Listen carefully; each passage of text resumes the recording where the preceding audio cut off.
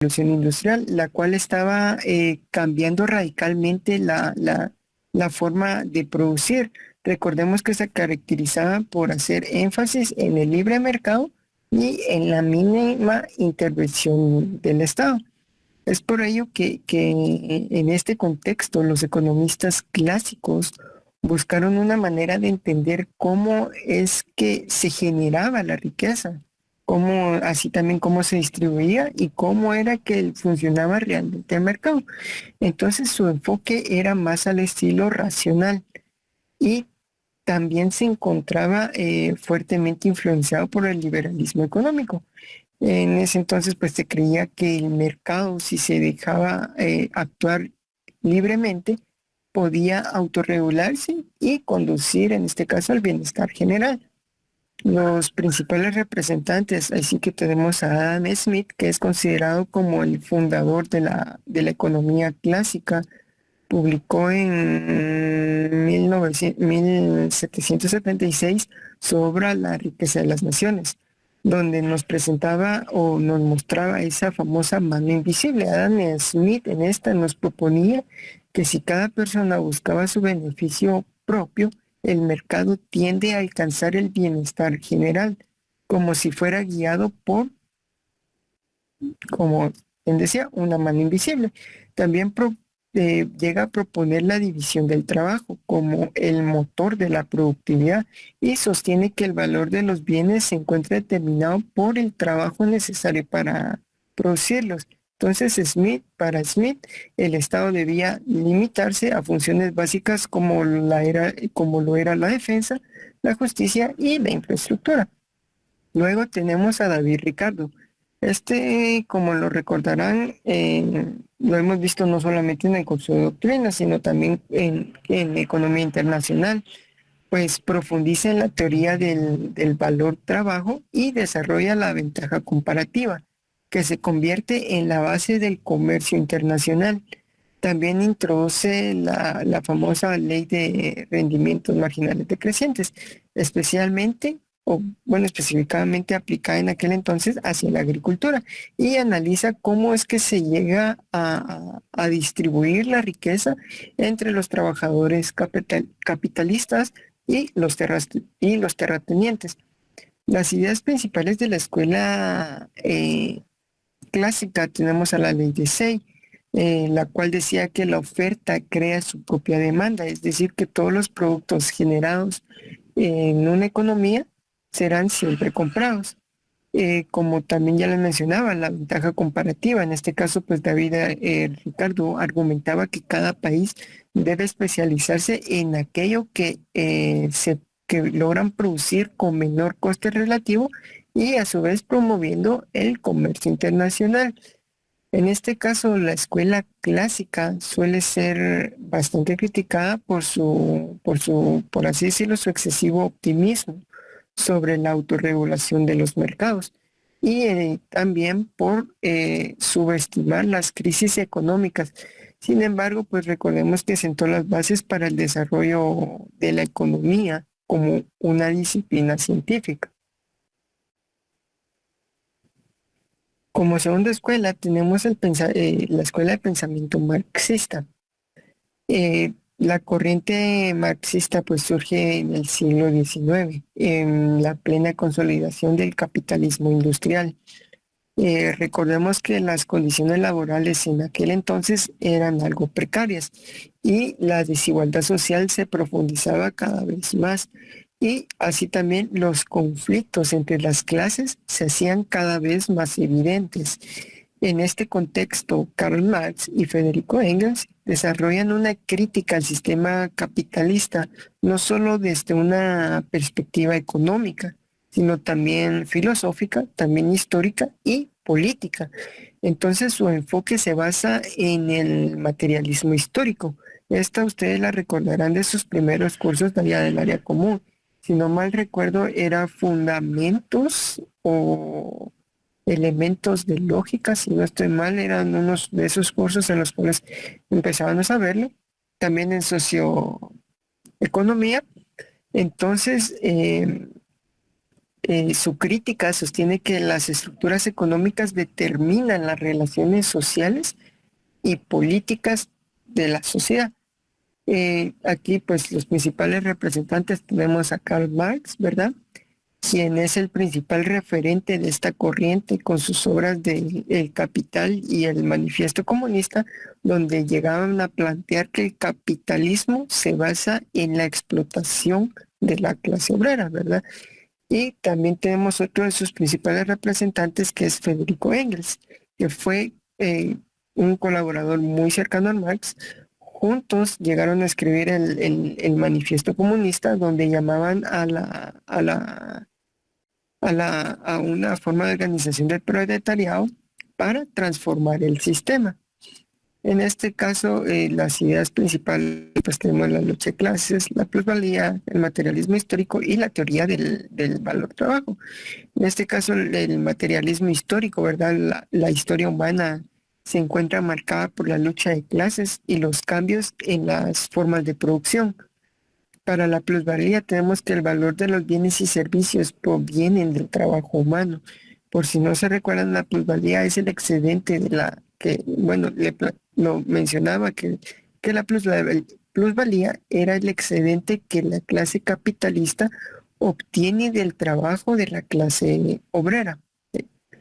La apropiación de los medios de producción. Esto es importante, ya que Marx planteaba que la propiedad privada de los medios de producción generan desigualdad y explotación, por lo que propone su socialización de los medios de producción. Entonces, el pensamiento marxista es criticado por su visión algo determinista, ¿verdad? Y así también su dificultad para llegar a adaptarse a los cambios históricos. No obstante, pues ha influenciado profundamente en los movimientos sociales, como lo vemos hoy en día, así también ha llegado a tener influencia en la política económica de numerosos países. Además, pues ha motivado a la revisión de la crítica del capitalismo. Ahora, la teoría keynesiana. La teoría keynesiana pues surge como una respuesta a la Gran Depresión de 1929, cuando las políticas o normas tradicionales no lograban explicar ni resolver el desempleo masivo y la caída de producción que se tenía.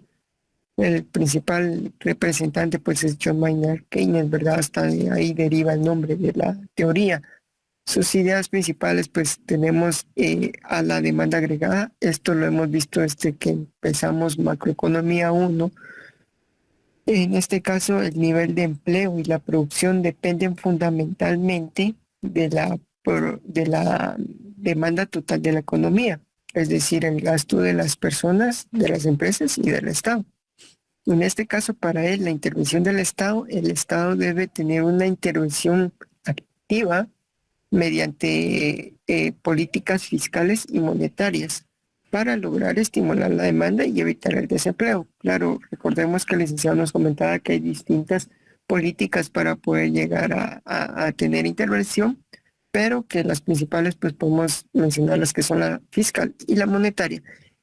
También otra idea central de la teoría keynesiana pues es el multiplicador, es decir, un aumento del gasto público puede generar un incremento en mayor en la producción total gracias a ese efecto multiplicador. Un ejemplo bastante simple es cuando un estado organiza la construcción de un puente, ellos remuneran a sus trabajadores por la construcción. En este caso, los trabajadores van y compran a- a puestos locales y estos puestos locales con ese dinero pues vuelven a comprar para vender y asimismo para sustentar a su familia. Entonces esto se encadena y se hace mención del efecto multiplicador. También otra cosa es la inestabilidad de los mercados. En este caso, la teoría keynesiana, o más que todo Keynes, rechaza la idea de que los mercados se autorregulan de manera eficiente en todo momento, es decir, que va a necesitar intervención del Estado. La teoría keynesiana pues ha sido cuestionada por su tendencia al déficit fiscal y por el posible efecto inflacionario del gasto público desmedido, porque si bien puede ser bueno, también puede ser malo. Recordemos que hay estados en los cuales han abusado de estas teorías y han llegado a crear presiones inflacionarias desmedidas. Pero pues sin embargo fue la base de políticas económicas en muchos países durante el siglo XX y que a día de hoy sigue siendo relevante en la actualidad, especialmente en los tiempos de crisis. Ahora tenemos la Escuela Económica Monetarista. Aunque esta corriente es de las que menos hemos visto a lo largo de la carrera, si no mal recuerdo, en este caso la corriente monetarista surge en la segunda mitad del siglo XX como reacción a las limitaciones del modelo keynesiano. Durante los años 70, muchas economías, perdón, enfrentaron un fenómeno nuevo, que era la estagflación, es decir, una inflación alta junto con el estancamiento económico y grandes niveles de desempleo. Aquí el principal representante que tenemos para esta escuela es Milton Friedman, prácticamente es el principal referente del monetarismo. En su obra que se titula Una historia monetaria de los Estados Unidos, él argumentaba que los ciclos económicos están determinados por errores de política monetaria, no por fallas del mercado. Esto no recuerdo si se los ha mencionado el licenciado, pero seguramente se los va a hacer mención más adelante, que él siempre menciona, la inflación es un efecto puramente monetario, proviene de esta corriente, ¿verdad? Una de bueno, las ideas principales de esta escuela económica es la teoría cuantitativa del dinero. La cantidad del dinero en circulación es el factor clave que llega a determinar la inflación y el crecimiento económico, es lo que antes mencionaba. El control de la inflación, en este caso el principal objetivo de la política económica debe ser mantener la estabilidad de precios a través del control de la oferta monetaria. En este caso, otra idea es la limitada eficacia de la política fiscal. Friedman sostenía que en este caso la política monetaria es más eficaz que la fiscal para estabilizar la economía. Es por ello que para ellos la intervención del Estado debe ser lo menor posible, ya que los mercados por sí solos son eficientes si no se distorsionan con políticas públicas que sean excesivas. En este caso, pues el monetarismo es criticado por subestimar el impacto de otros factores como la demanda agregada y el empleo. No obstante, pues llega a tener una gran influencia significativa en las políticas económicas de los finales del siglo XX, promoviendo la autonomía de los bancos centrales y el combate a la inflación. Porque como hemos visto, se han presentado en distintos países donde el Estado puede llegar a intervenir en su banco central, lo cual llega a causar presiones inflacionarias. Un claro ejemplo fue Argentina. Ahora bien, por el otro lado, países donde el Banco Central tenga más autonomía, es decir, aparte del Estado, el claro ejemplo es Guatemala, ¿verdad? Que tiene esa autonomía del Estado y del Banco de Guatemala. Ahora bien, la comparación entre las distintas corrientes. La escuela clásica y el monetarismo llegan a coincidir en la importancia del mercado y en limitar la intervención estatal, pero el monetarismo llega a enfatizar en el control, mm, valga la redundancia, de la oferta monetaria. Por otro lado, tenemos que el marxismo es crítico o es una crítica al capitalismo y propone un cambio, por así decirlo, más radical en la estructura económica y social. El keynesianismo aboga por la intervención estatal. o sea, aboga por la intervención estatal mucho más activa para que puedan corregir las fallas del mercado y así también garantizar un pleno empleo. El monetarismo ve al Estado como un agente potencial y distorsionador y aboga por un control indirecto a través de la política monetaria. En este caso, aquí también les presento un cuadro donde están las distintas escuelas con los aspectos a evaluar. En este caso, la clásica, por ejemplo, en el rol del Estado, tiene que ser mínimo, prácticamente no intervención. En la marxista, el control estatal de medios de producción, es decir, que aboga para que el Estado ayude a la población para que estos no sean privatizados y sean de bien social. El keynesianismo, el rol del Estado, pues es una intervención activa, ¿verdad? Y constante. Y el monetarismo, pues es que sea algo igual que la clásica, que sea mínimo, pero solo con reglas monetarias. En la clásica, el mercado es autorregulado, es decir, por sí solo. La marxista genera desigualdad en la keynesiana pues menciona que el mercado es imperfecto y en la monetaria pues es eficiente con estabilidad monetaria. Para la clásica, las cuestiones de crisis, estas son temporales y se llegan a autorregular. En la marxista, pues las crisis de mercado son inherentes del capitalismo, es decir, son culpa del capitalismo. Y en la keynesiana, por falta de demanda, es que se dan las crisis. Y la monetarista, perdón, es por la mala gestión monetaria, es decir, por el excesivo o poco masa de circulación. Y para último, el enfoque clásico es de crecimiento y de libre mercado. En la marxista es una crítica al capitalismo.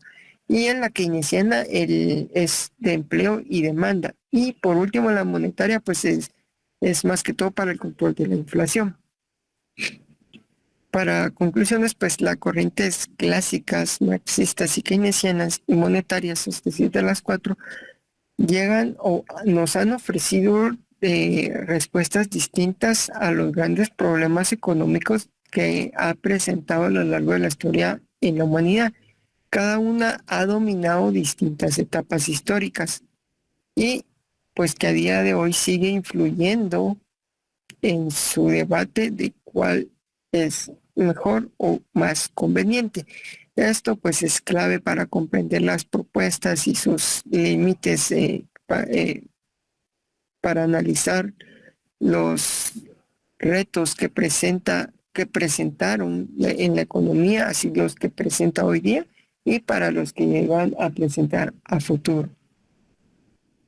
Bien, ahora el licenciado me compartía un laboratorio para que ustedes lo pudieran trabajar.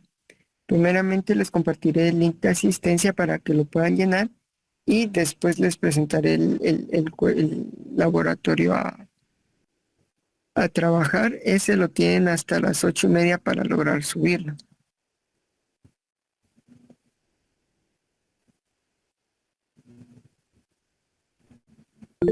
Les comparto el link de asistencia. En unos momentos les comparto el código del Classroom.